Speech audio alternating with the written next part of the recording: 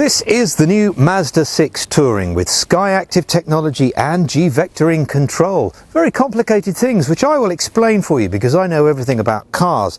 Let's also talk about the price because this is a car that you can save 10 grand on if you want to buy an ex-demo one. Plus in Canada and in the USA and Great Britain you can get 0% finance at the time of filming. And in Great Britain we need it, don't we? Well, I should really start with an apology because I didn't have much time to do this review, so I ended up, as you can see, shooting outside my own house, which was annoying. But anyway, we should focus on the engine SkyActiv. It's a new generation of engines developed by Mazda in their ever-expanding vision of creating more, well, zoom. In simple terms, this new technology is all about compression. They take the air and fuel mixture and highly compress it, squeezing far more energy from every drop of fuel. Which means less turbo lag.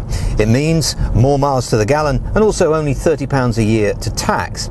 But my favourite bit of this whole car so far is how quiet this engine is, because for a 2.2 litre diesel engine this has to be one of the quietest in its class. And it's not just the engine as well, it's the road noise. Mazda have done an incredible job at getting rid of most of it. You see, road noise contributes to driving fatigue, something that Mazda are keen to reduce, and G Vectoring control helps too.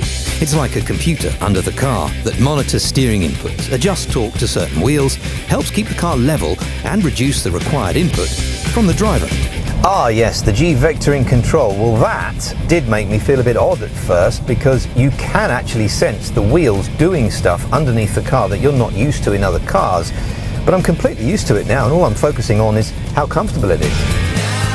This 2.2 diesel is also loaded with kit including radar cruise and head-up display and LED cornering lights, Bose, lane departure, blind spot monitoring. But what about the 175 horsepower engine? It is quick, but it does so in a really sort of balanced manner. It doesn't throw you back in the seat. It's all about comfort. Even the 150 horsepower version of this engine will probably be enough power for you and you'll end up with more miles to the gallon. I mean, I'm seeing 39, I'd expect to see something like 46 on a run and even more from the slightly slower engine, and it'll save you some money.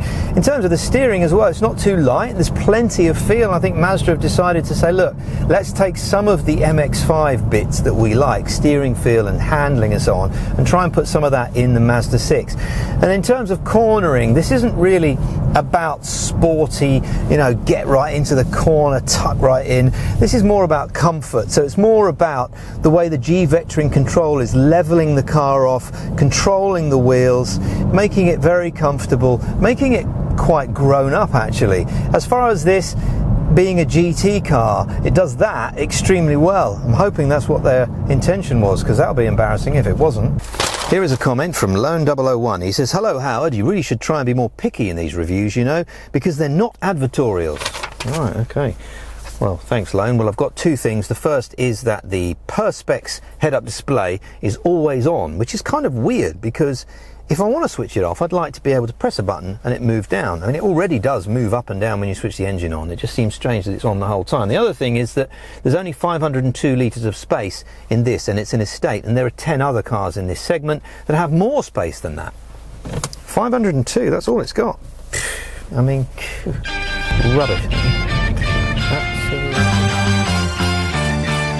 So there you have it. It's quiet, it has spec to humiliate competitors, and it's very good. So what do I think? Well, I like it.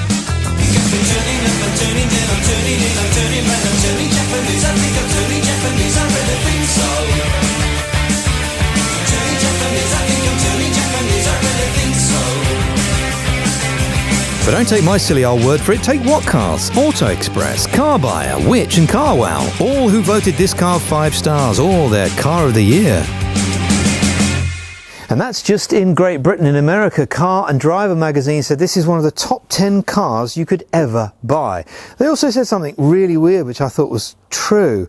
The more you spend time in a Mazda 6, the more you appreciate how good it is. It's kind of weird, it sort of grows on you. So I'm going to do a bit more driving in a minute. I'm going to zoom off. Zoom, see? Is it what? Too much? Or don't? Zoom, zoom. Zoom, zoom.